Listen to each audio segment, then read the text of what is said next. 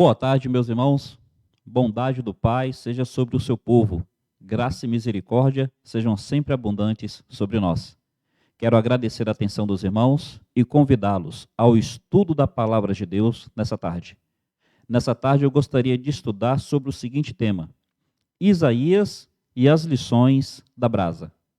Isaías e as lições da brasa. Passagem muito conhecida. É o capítulo 6 do livro de Isaías, onde diz assim: No ano em que morreu o rei Uzias, eu vi o Senhor assentado sobre um alto e sublime trono, e as abas do seu manto enchiam o templo. Acima dele havia serafins. Cada um tinha 6 asas, com 2 cobriam o rosto, com 2 cobriam os pés, e com 2 voavam. Clamavam uns aos outros: Santo, Santo, Santo é o Senhor dos exércitos, toda a terra está cheia da sua glória. E as bases das portas tremeram à voz do que clamava, e a casa se encheu de fumaça. Então disse eu: Ai de mim, estou perdido, porque sou homem de lábios impuros e habito no meio de um povo de impuros lábios. E os meus olhos viram o Rei, o Senhor dos exércitos. Então um dos serafins voou até mim, trazendo na mão uma brasa viva que havia tirado do altar com uma tenaz. Tocou-me a boca com a brasa e disse: Agora isso tocou os teus lábios, a tua culpa foi tirada e o teu pecado perdoado. Depois disso, ouvi a voz do Senhor que dizia: A quem enviarei? Quem há de ir por nós? E disse: Eis-me aqui, envia-me a mim. Meus irmãos, essa passagem é conhecida. Fala sobre o chamado de Isaías, fala sobre o momento onde Deus atuou de uma forma impactante na vida de Isaías.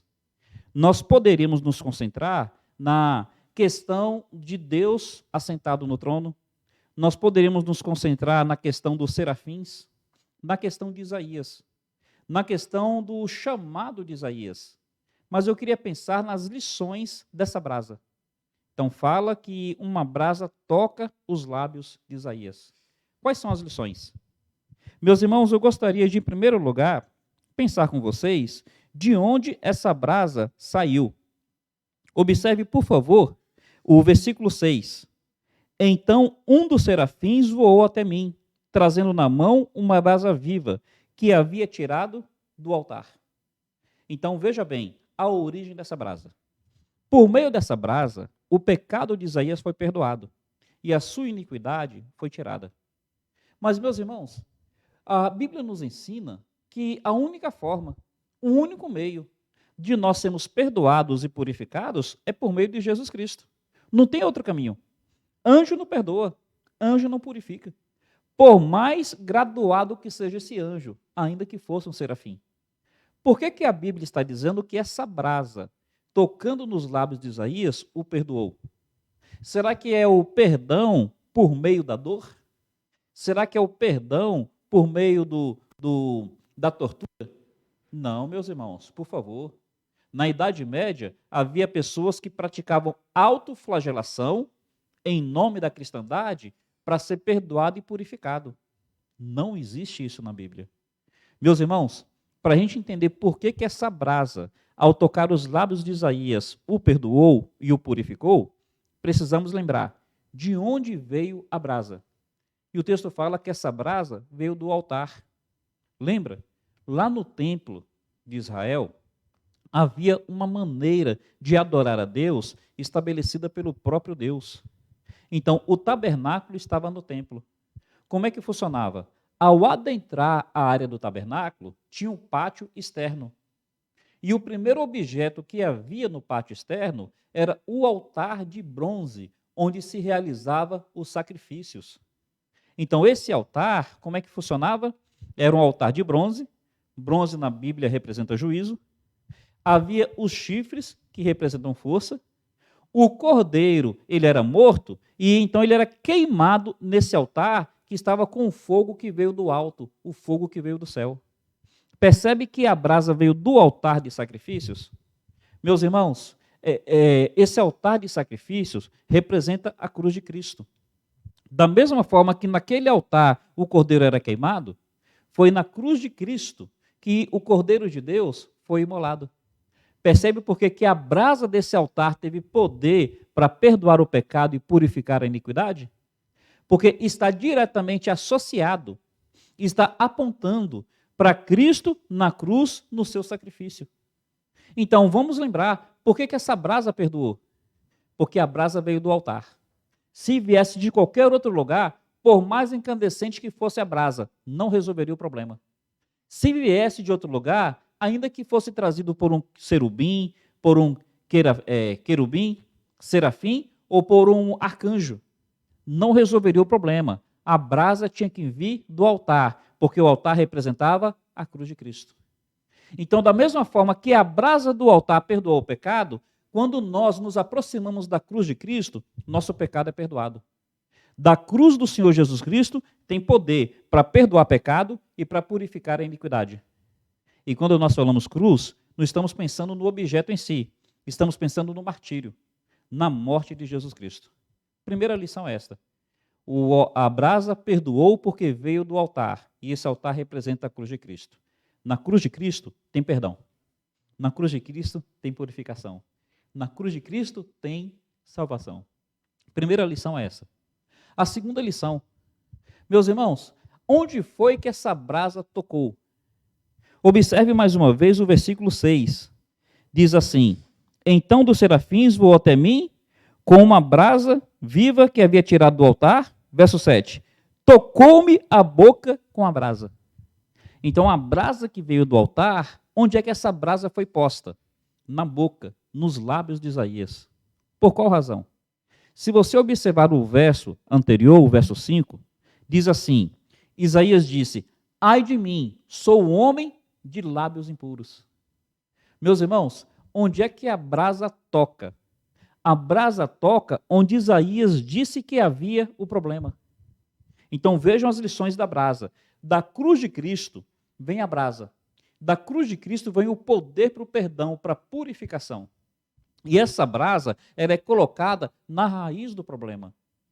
Deus, ele trabalha na raiz. Deus não trabalha nos ramos.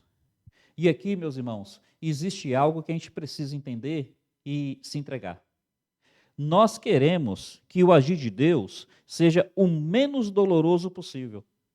Nós queremos que Deus, se Ele tiver que tratar em nós, que Ele nos trate no local onde menos dói. Então, se você tivesse que receber uma brasa, eu creio que você não ia querer a brasa nos lábios, porque os lábios são muito sensíveis ao calor. Brasa a gente não quer em lugar nenhum, mas talvez a gente passasse a ponta dos dedos rapidamente. A gente não gosta de sofrer, mas Deus está nos ensinando por essa passagem que Deus vai na raiz do problema. Isaías está dizendo que ele é um homem de lábios impuros, é nos lábios que ele recebe a brasa. Jesus esteve com um jovem rico e Jesus pediu para esse jovem rico o que ele não pediu para ninguém. Ele disse: vai, vende tudo que tens, repassa com os pobres e terás um tesouro no céu. Aí vem e me segue. Por que ele pede isso para esse jovem rico, mas não pediu para mais ninguém? O texto vai dizer que o jovem se retira triste porque ele era possuidor de muitas riquezas. Percebeu onde é que aquele jovem precisava da brasa? Isaías, a raiz do problema estava nos lábios. O jovem estava na riqueza. Meu irmão, se for para vir uma brasa do altar na sua vida, essa brasa precisa tocar aonde? E aí você tem que admitir o problema. Isaías fala: sou homem de lábios impuros. Vamos concordar? Tem pessoas que precisam de uma brasa nos olhos? Tem problema com impureza nos olhos? Tem pessoas que precisam de uma brasa na língua? São murmuradoras, são fofoqueiras, são maledicentes. Tem pessoas que precisam de uma brasa no bolso? São muquiranas, são sovinas, são avarentas. Tem pessoas que precisam de uma brasa no celular. Meu irmão, se Deus for trazer uma brasa para a sua vida, onde é que essa brasa precisa ser tocada? Então, a primeira lição, a origem da brasa. O altar que representa a cruz de Cristo. A segunda lição, o local onde a brasa foi posta, a raiz do problema. Terceira lição, quem é que traz essa brasa? O versículo 6 fala que foi um serafim. E aqui tem uma lição também muito preciosa. Serafim é um ser celestial. Então, entre os anjos tem querubins, serafins, tem arcanjo, principado, potestade. O serafim aqui, um dos seres celestiais, ao trazer a brasa para Isaías, está nos mostrando uma lição espiritual muito preciosa. Os céus se unem. Os céus se unem para a restauração de um pecador arrependido. Meu irmão, pensa bem nisso. Os céus se unem para a restauração de um pecador arrependido. Lembra que Jesus Cristo, ele disse que há mais alegria nos céus por um pecador que se arrepende do que por 99 que não precisam de arrependimento? Ou acham que não precisam? Então, meus irmãos, os céus se unem, os céus se alegram. Há um mover celeste por um pecador que se arrepende. E aqui está algo maravilhoso. Jesus, na parábola do filho pródigo, fala que quando o filho vem, o pai diz aos servos, para que os servos colocassem no filho um anel no dedo, roupas novas, sandália nos pés, e matassem o novilho cevado.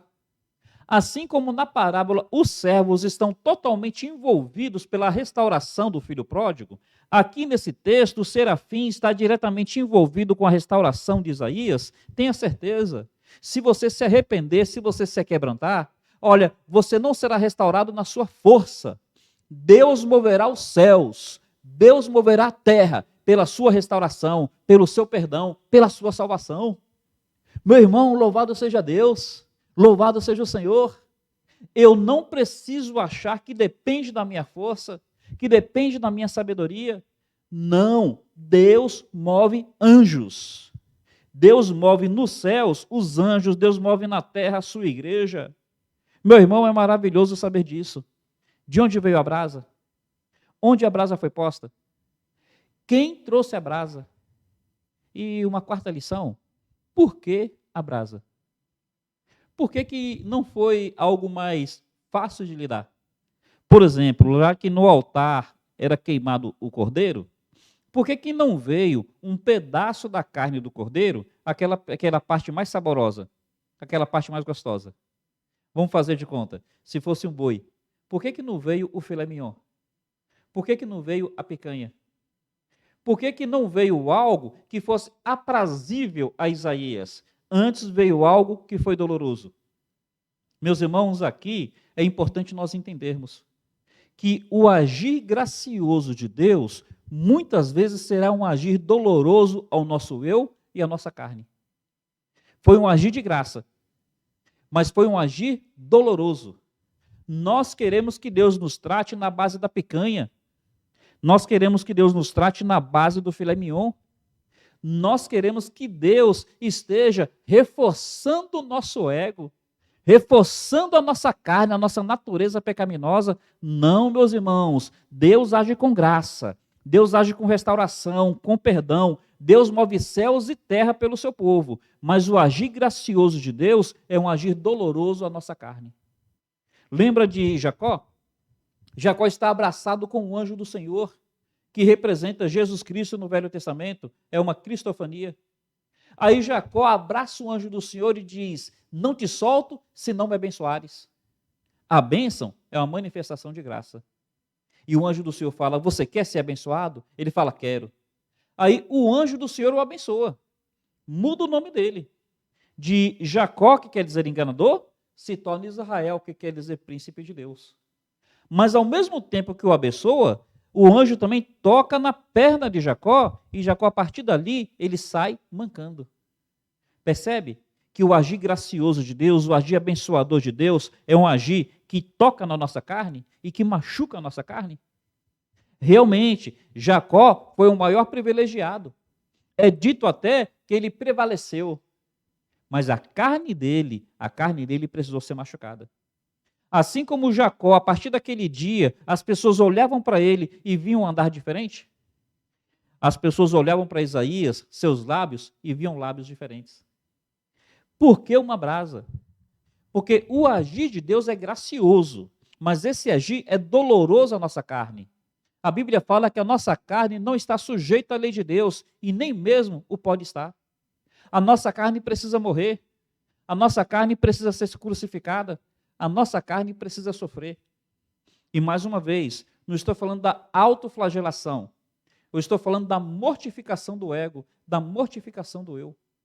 Meu irmão, o problema da gente é que nós queremos que a nossa carne esteja sempre viva, esteja confortável. Nós queremos que a nossa carne, ela seja sempre, como é que a gente pode dizer? Paparicada. Ô, meu irmão, como tem crente que quer ser paparicado? Como tem irmãos e irmãs, como tem pastores. Misericórdia. Ô Deus, na sua graça, não desista de mim. É doloroso, mas ó Pai, por mais doloroso que seja, eu quero me submeter ao teu agir. Manda brasa, Pai. Toca na minha carne, me faz mancar, mas não desista de mim. Meu irmão, você tem esse desejo no seu coração? Se entregue ao agir do Senhor. Para de ficar resistindo, para de ficar lutando.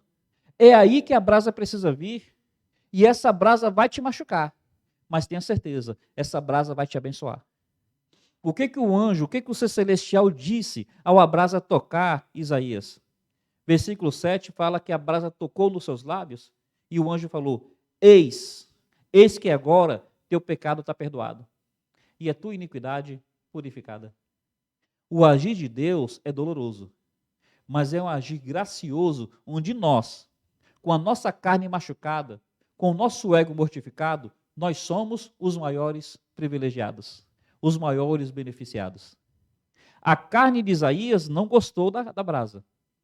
A carne de Isaías não falou, puxa que brasa gostosa.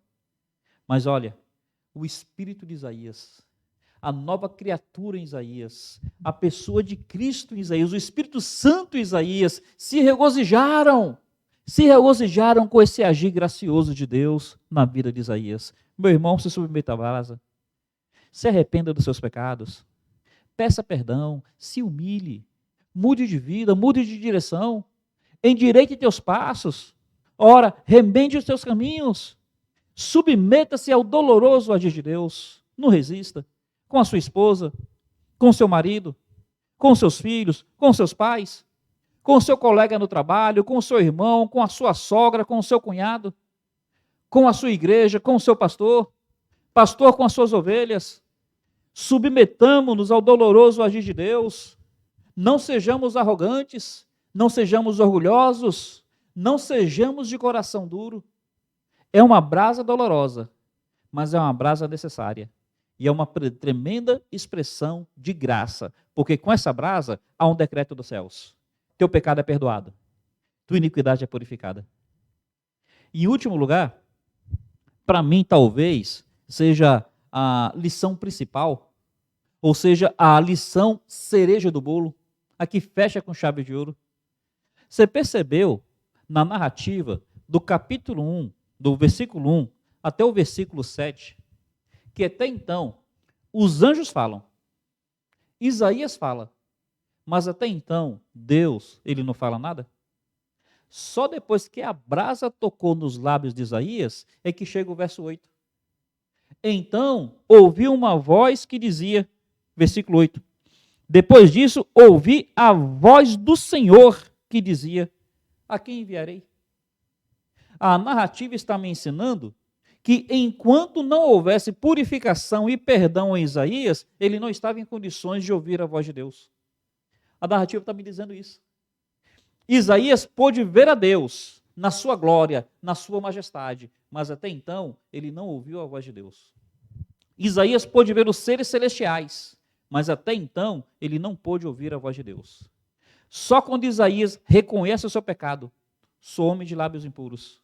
E só quando o pecado dele é perdoado, é purificado, é que ele fala, a partir daí, então eu ouvi a voz do Senhor. Meu irmão, enquanto a brasa não tocar na sua vida, enquanto você não se submeter ao doloroso agir de Deus, você não estará em condições de ouvir a voz do Senhor. Não é que Deus deixa de falar, é que você, infelizmente, você está resistente, você não se submete. Você quer que Deus fale a partir do discurso que você montou para Ele, e Deus não segue discurso de ninguém. É nós que nos submetemos a Deus, não é Deus que se submete a nós. Vê como é maravilhosa a brasa? A brasa, quando nós nos submetemos a ela, nós ficamos aptos a ouvir a voz de Deus. Lembra? A brasa vem da cruz. Quando nós olhamos para aquela cruz, aquele local de sacrifício, aquele local de dor, aquele local de sofrimento. E nós nos identificamos com o martírio da cruz, com a dor, com o sofrimento da cruz.